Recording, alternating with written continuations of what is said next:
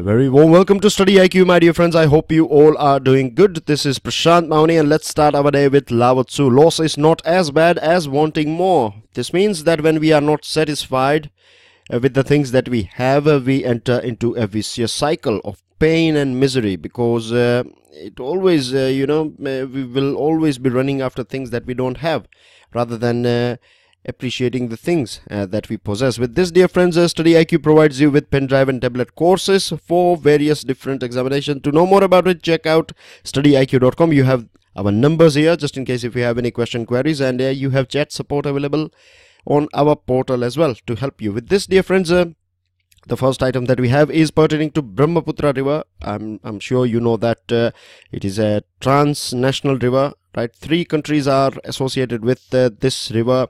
It is known as Zangpo or Yarlung Zangpo in China.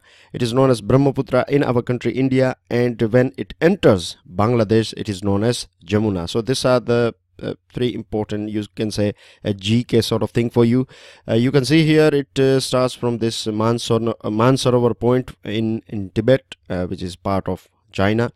And then it enters India from Arunachal Pradesh. These are some of the important information that you should keep in your mind.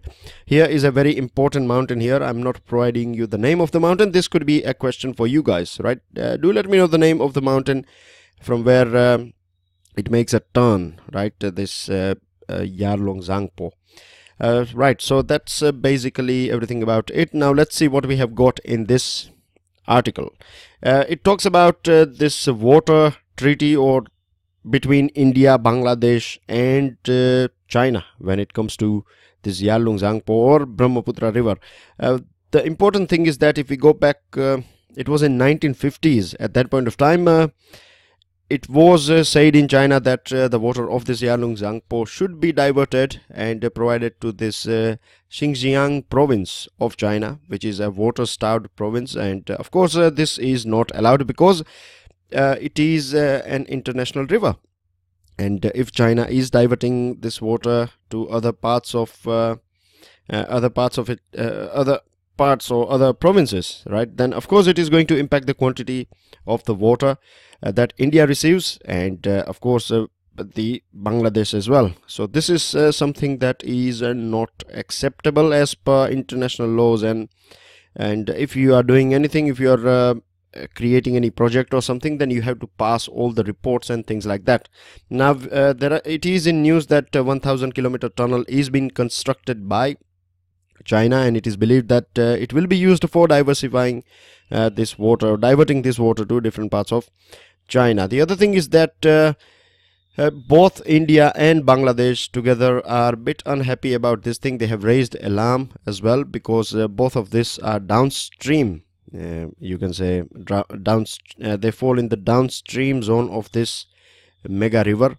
And we know about Brahmaputra that northeastern state, particularly Assam, which is one of the strongest one out of all these northeastern states in terms of economy and other things. So when the water will not reach here, then the food security and the dependence or the economic livelihood of people of our northeast would be in jeopardy, and this is again going to impact India negatively. And if we go back to the history of India and China, right, we know that we have an issue with China regarding border, and we know the issue of Arunachal Pradesh. Then we have this Aksai Chin area and other parts as well.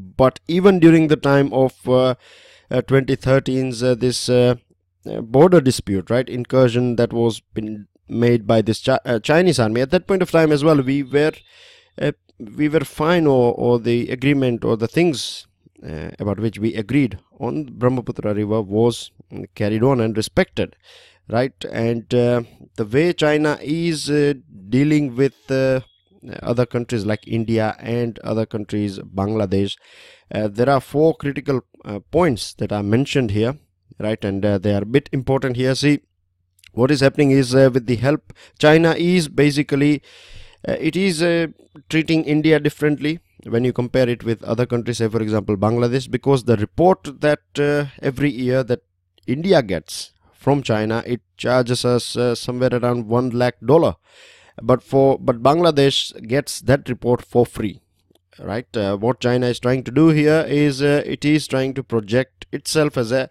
good neighbor. This is one thing. The second thing is that all the time whenever we have any sort of discussion regarding this rivers, this Brahmaputra River, then it is always taken over, or the bigger issue is always this border dispute, and we are never having a sort of conversation, or China is not allowing us to create. Of course, many a times India as well, we are not dealing with rivers as a separate issue.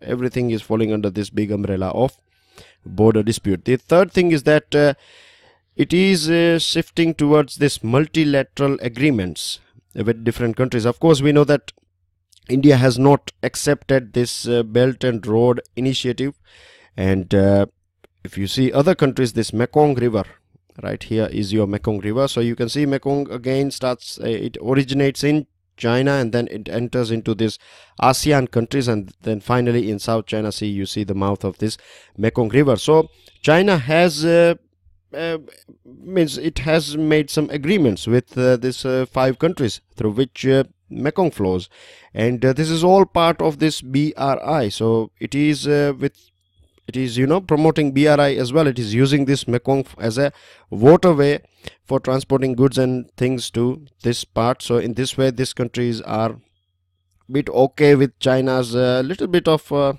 diversification of water.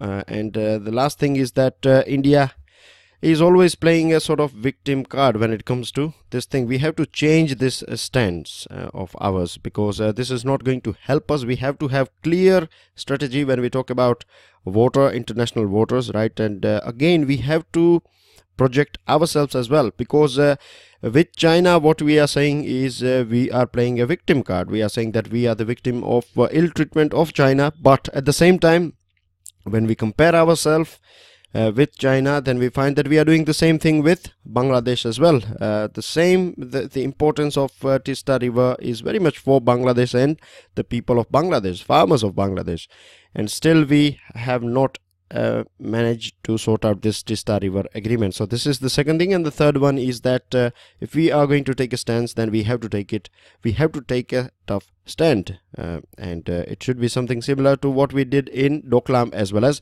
Belt and Road Initiative. With this we reach to another item, and this is it was in yesterday's Hindu as well, right? Bitcoins. Now you know basic things about Bitcoins, so I'm sure it would be very easy for all of you to understand this editorial. Now if we see the rate of Bitcoin in 2010, it was in few cents, right?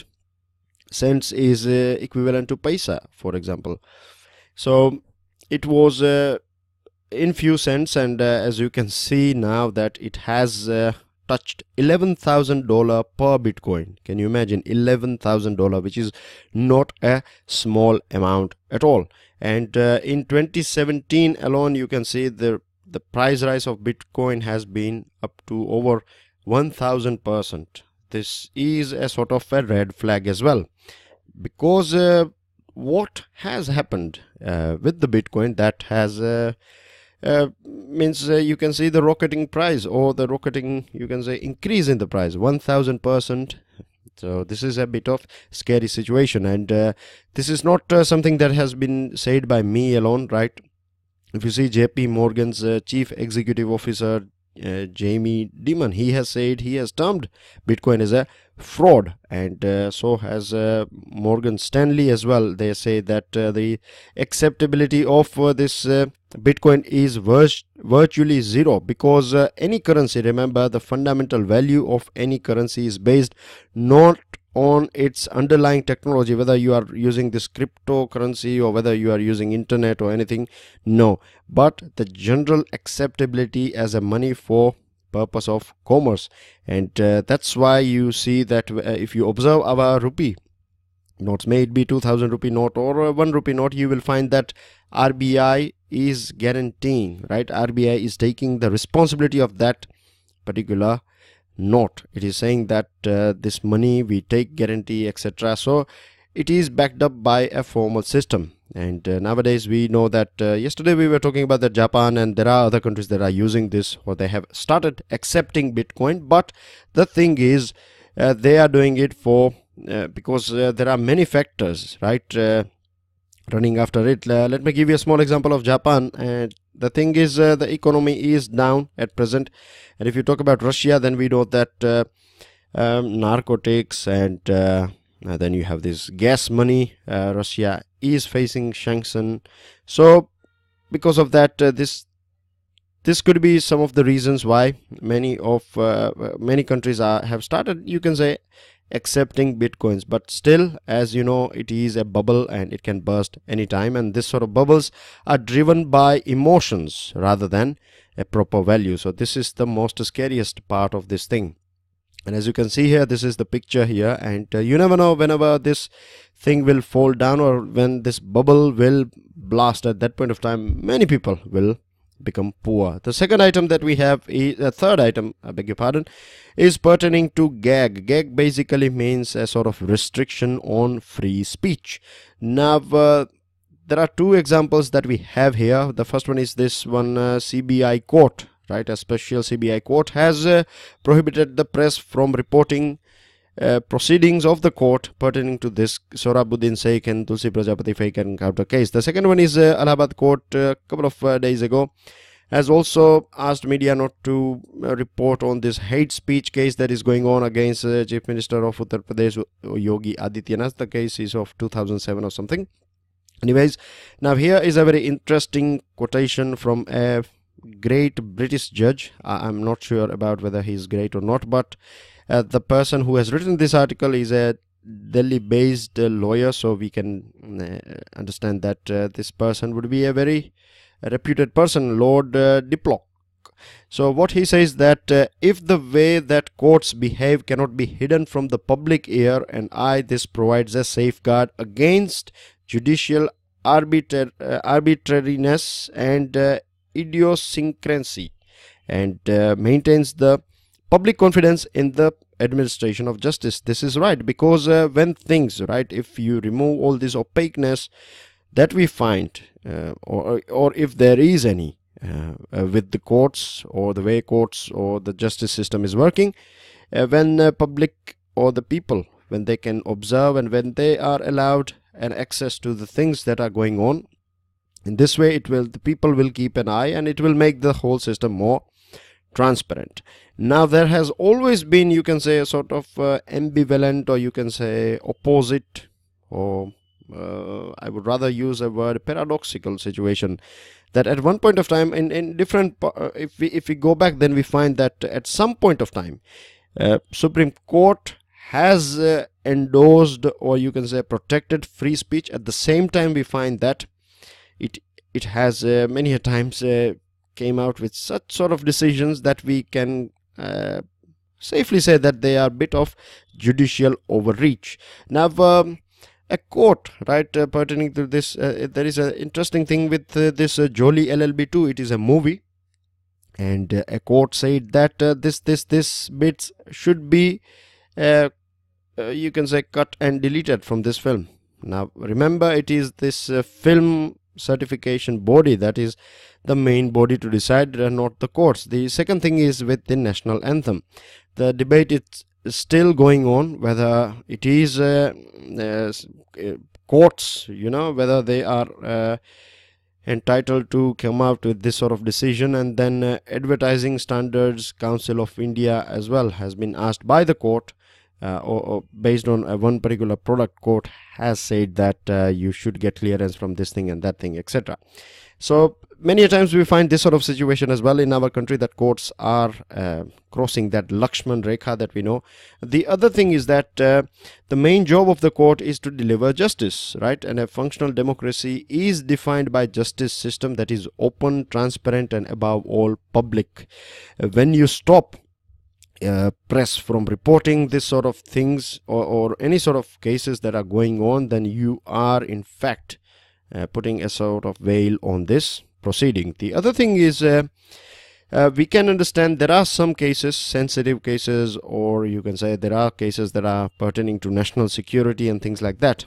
So for that you can, of course, courts can bar some sort of coverage, and many times we also find that it is we can understand that at the end of the day, right, the public, or you can say the judges and the people who are associated with the court and that particular case, they are not immune to influence. They are not immune from the influence of media. So many a times you have to keep media out of this thing. But one thing is that these judges are trained for it. So this article is also arguing that if you are barring media from reporting or spreading, or you can say writing about that particular case, then what happens is you are also indicating that the training or something is lacking with your training as well, because you should not be affected by this sort of media stories. But I must say here that see, at the end of the day, right, even the judges are human beings. So this argument is bit not, I would say, acceptable, because this can happen to anyone, right? And so far we have seen that courts have played a very important part as well. Of course, we have seen some sort of judicial overreach as well, no doubt. We have seen this thing as well, and there are cases where the government is not doing anything, so the courts have to take some stand, like say for example the rising air pollution. Why it's always after the courts or NGT, whenever this sort of bodies, when they take a stand, after that only that you find chief ministers and other ministers, may it be prime minister or president or many the people from the government, right, only after that they get a sort of kick. So this is a thing. This sort of things are pushing, I believe, courts to take some, to many times cross that line. The other thing is that sadly, courts, when they said that the Supreme Court in 2012, when it said that some sort of cases can be barred by the courts, at that point of time it did not define what sort of cases, right? It has kept it on the discretion of the judges, you can say, or it is the courts that will decide. So this is a very big area. It can be applied to anything, so this should be sorted out. The other thing is that for how long this medias should be barred from reporting, this thing is again not clarified. So these are the things that should be clarified, and in fact the Supreme Court itself barred media from writing or reporting anything that has been said by this CS Karnan, Justice Karnan, who is behind the bars at present because of contempt of court and things like that. So that's basically everything regarding it. Now we move ahead to another item, and this is pertaining to food or hunger, global hunger index. There is a special lecture available on global hunger index. I have analyzed this GHI report, and dear friends, I see many a times you are not able to find videos that I mentioned here. Let me tell you, see, if you go to the playlist, right, of our YouTube channel, you will find it under UPSC burning issue, right? You will find it there. So if you go to the playlist and you see for this thing, and in this playlist you will find all the videos. So you just have to be a bit patient and look for the video that we have discussed here. It is there for you guys, right? So this one is talking about, this article is written by people from Niti Aayog, right? And the report of this global hunger index has projected India, or has placed India at rank 100 out of 119 countries. So you can say that we have performed really bad in terms of all the developing countries. There are, as per this report, 119 countries were taken for consideration, and India ranked 100, which is a very bad thing. So Niti Aayog's this report is, or the people from Niti Aayog have you can say tried to defend India's stand. What it is all about, let's see. When it comes to food security, we know that India is a food secure country now. The problem that we have is management of food. You know very well now that nearly 40% of food is 40% of wheat gets wasted here. Huge amount of food gets wasted, This is one of the main reasons why the price of food goes up. Now, keeping in mind the necessity of your MCQ exams, Global Hunger Index is prepared by International Food Policy Research Institute, IFPRI. Please keep this thing in mind. Now, as per this GHI for 2017, it keeps 4 things, right, when it is going through any country. This percentage of population that is undernourished, then you have children under 5 who are suffering from wasting, percentage of children under 5 suffering from stunting, and child mortality. So undernourishment and child mortality, if we go through the report, then we find that it makes up to 1/3 of the GHI score. So a big share of GHI score is coming from this undernourishment and child mortality. The other thing is that if we see India, then we find only 11.5% of the population of our country is below 5 years of age, and this is one of the main reasons, as you can understand, that when this particular report is only looking for this niche area, or if its focus is on children that are under 5, then it is only going through this 11.5% of India's population. And if things are not going on well here, then of course the whole country will look a bit bad. And because 70.5% weightage to children below 5, right, which constitute a very minor population, a minor share, and 29.5% weightage to the population above 5. So this is not fair as per this report, and it also suggests that rather than a global hunger index, the name should be Global Hunger and Child Health Index, and it says that it should keep these 2 segments separate, this child thing and the people above 5 years of age.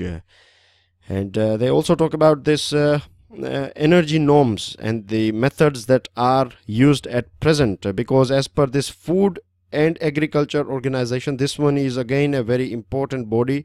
Remember, it works under United Nations. It is known as FAO. So FAO works under United Nations. Now, as per this FAO, the calorie norms, average calorie norms, or a requirement of calorie for one person is 18,000 calorie. If we go through Indian Council of Medical Research in National Institute of Nutrition, then it says that in rural area a person requires 2400 calorie, and in urban setup we need 2100 calorie. Now the thing is, very quickly I would say that calorie counting thing or average calorie thing is a sort of Western thing.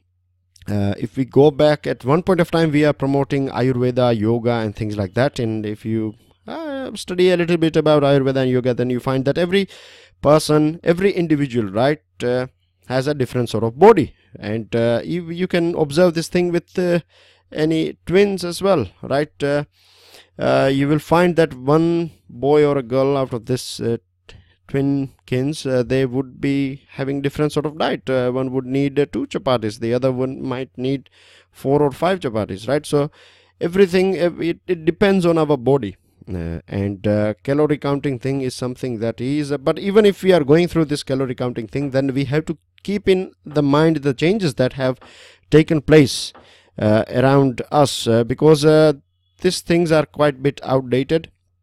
This 2100 and 2400 calories, because nowadays we are using more and more sort of technology and things that makes our life more easier, like vehicles and things like that. So we have to count this thing. First of all, we have to decide what is the proper standard, and then we have to prepare regular reports and publish it. So this is a solution that is being suggested by these people from Niti Aayog. Now, a very important one and very interesting one as well, disability rights over time. This is about people with disability, or I would rather call them Divyangs, right? So it was in 1992 when United Nations announced that December 3, which was yesterday, as International Day of Persons with Disabilities, right? So it is December 3rd that is celebrated as, I'm sure it is for awareness, right? Not only awareness, but it is also about the right of Divyangs. The second thing is that it is about, see, the main issue with any person with or let's say Divyangs, their face is it's not that they are not capable. It is the infrastructure that is around them that is making them you can say incapable, because we have discussed about this thing. Now imagine that you are a person who are having visual impairment, and if you go for a shopping, right, there are some places, there are some countries in the world, right, on the counter they will help you, right, if you cannot see, then you are allowed to have a trained Labrador. Can you believe this? You can have a dog, and that dog is a guide dog, and these dogs are specially trained so they can help people. And there are many elderly people as well, they use this guide dogs. They are well disciplined, right, they will not litter here and there, and they understand most of the things. So I was quite surprised when I saw this thing, and this is one of the main reason why you can see here a dog is also there. It is guiding a lady that you can see on the screen. So it is a very important thing, right? This sort of things are practiced in many countries, but it is ignored, or we don't know about this thing, that this sort of things are possible. So it is about a poor infrastructure. Nowadays we have so many gadgets around us, right, mobile phones and other things that can help people, right, there are many applications and there are many other things as well. Anyways, what this article is talking about, it all started in 1970s, right? It was in 1970s when this disability became a human rights issue, and that's how it should be, isn't it? And then in 1976 and 81, this international in the United Nations General Assembly proclaimed in 1976, and finally in 1981, the year of 1981 was the first one to be celebrated as International Year of Disabled Persons. Then in 1983 to 1992, this decade was marked as United Nations Decade of Disabled Person. And then we got this convention in 2006, United Nations Convention on Rights of Persons with Disabilities, UNCRPD 2006, which was a big step, and India has signed as well as ratified this UNCRPD in 2007. Now if we see to 2030's agenda for sustainable development as well, then it has one of the goal is leave no one behind, which includes Divyangs as well. But still we see that there are attitudinal, institutional as well as infrastructural barriers are still there, and we have to remove it together. We have to use technology as well as cooperation from the people. We have to understand, and we have to get rid of this our perspective that they are not poor, they are not something that they require your charity. Not at all, right? It is their right, it is their right. And the other thing is that imagine all of us who are lucky enough to not have this sort of issues. We are not living in a world whose infrastructure is against our natural body, you know what I mean?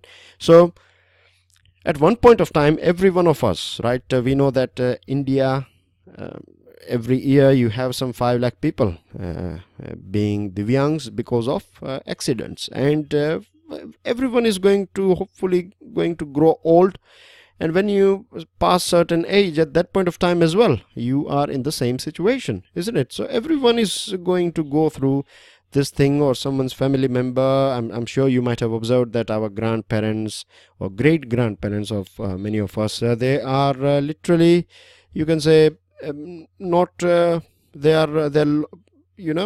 become Divyangs after certain age. So this is the thing, and we have to get rid of this one size fits all sort of strategy as well. Of course, the laws that we had recently, the recent amendment and the recent law that we passed in 2017, Rights of Persons with Disabilities Act, right, it replaced this 1995's law, and now we consider 21 kinds of different disabilities. Earlier only 7 sort of issues were considered as They were falling under this disabilities category, but now you have 21 items. The reservation of educational institution has gone up as well from 3% to 5%, which is a good thing, and government jobs reservation has gone up as well from 3% to 4%, which is good. But the sad thing is that because we don't have this whole chain, right, starting from right the beginning, this 84% of the seats that are reserved are still lying vacant. With this, dear friends, it is about crime, and I have got a picture for you that I think we can club it together here. It is about capturing crime. Now, National Crime Records Bureau data for 2016 is out, and of course you know that in different parts of our country you find different sort of issues. In some parts you have more murders, in some parts you have more rapes and things like that. And the main thing here is that it's not that much, you know, important sort of there are not that many things that I believe are that important for you guys, but then as well I have tried to take out some bits and pieces from which we can add on things here. See, first of all, we have to understand what are the underlying causes of this sort of crimes, particularly the crimes that are going against women. The other thing is that at present we are seeing that there is a rise of juveniles, right, having conflict with law. So we have to deal about this thing as well. And the thing is, of course, we know police reforms. If you want to know more about police reforms, there is a special lecture again available on our YouTube channel. Help yourself with it. And I have clubbed this thing together, the world's safest city, just in case if you find any sort of this question. See, there are 49 things that are taken into consideration for declaring any city or coming out with the rank of this safe city, and it is done by the Economist's Safe Cities Index, right? Economist is a famous newspaper. So here Tokyo is number 1, and you can see Delhi ranks 43 and Mumbai is at rank 45. With this, dear friends, we move towards news item. You can see here the Sri Lankan players are not happy about the air quality, which dropped to very poor. Then we have first phase of Chabahar port has opened, right? It is an alternate access. It will provide an alternate access to us to the global market. A couple of days ago we have talked about it. I'm sure you know about international north-south trade corridor as well, but for the new students, here we go. This is Chabahar port. Japan as well is going to help us with this Chabahar port, and you can see here, because Pakistan is here, we are not able to deal directly with Afghanistan. So what we are going to do here is we are going to send things via waterways to here, and from here we are going to take a land route, and things can travel from Afghanistan to India and India to Afghanistan, and from here we can send it to other parts as well. We are going to use this land route. This is here Chabahar port, and from Chabahar you can send things to this part, and finally it will connect Russia and India, which is known as international north-south trade corridor. With this, a virus security providing company has said that ransomware can go up. This is a small example, right, for you guys, that imagine why a McAfee, a company called McAfee, has said that there could be chances of this thing. So don't you think this is a sort of advertisement as well? With this, we got an interesting thing is that union budget is likely to be on February 1. Last year as well it was on February 1. You know that how it works. The president will address the joint sitting session of both the houses, and then it will be presented by the finance minister. There are many reasons why we opted for early, you can say coming out with early. The budget dates were made a bit early. Then United Nations has said that it is going to pull out from this declaration for refugees and migrants. You know it very well. It is Mr. Trump's, isn't it, administration. And what it has said that we are going to provide this generosity and all this soft touch, you can say charity sort of thing, will be taken into consideration, but we have to take America. We have to think about America first, and to be honest, that's what every country does, right? When you join Indian Foreign Service, you are being trained and the main one of your main job is to ensure that the benefits of India is always secured. So that's what USA is doing. Monetary Policy Committee. Remember, there are 6 members altogether in this Monetary Policy Committee, and they are going to meet this week, and it is about repo rates and repo rates, right? Policy rates, which is also known as. So loan prices, whether it will get cheaper or whether it will be as it is. If we go through the mavens basically means the experts, right? The people who know, they have expert knowledge about it. And as you can see here, you have all the banks here. So all 20 past participants are saying one thing, that MPC will keep the rates unchanged. Now we have to wait and watch, but you can imagine whether the rates will stay as it is, then whether it will be negative or positive for the market. I will leave it on you guys to think about, because we have discussed about this thing quite a lot of time. And here is a very beautiful picture coming from Hyderabad. It is taken by KVS Giri. It is printed in today's Hindu.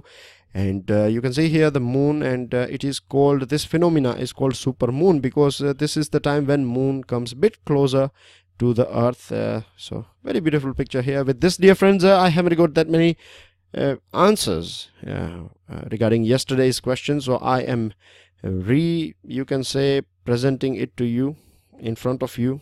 Here we go. Can Asia Africa Growth Corridor counter Belt and Road Initiative? With this, I end this discussion. Don't forget to check our YouTube channel for more videos. Dear friends, subscribe to our YouTube channel. This is my Facebook page. You can follow me on my Facebook page, as well as I will share a link of the PDF file as well as the video link, and do share it with others as well. With this, enjoy your studies. I will see you all soon. Till then, goodbye and Jai Hind.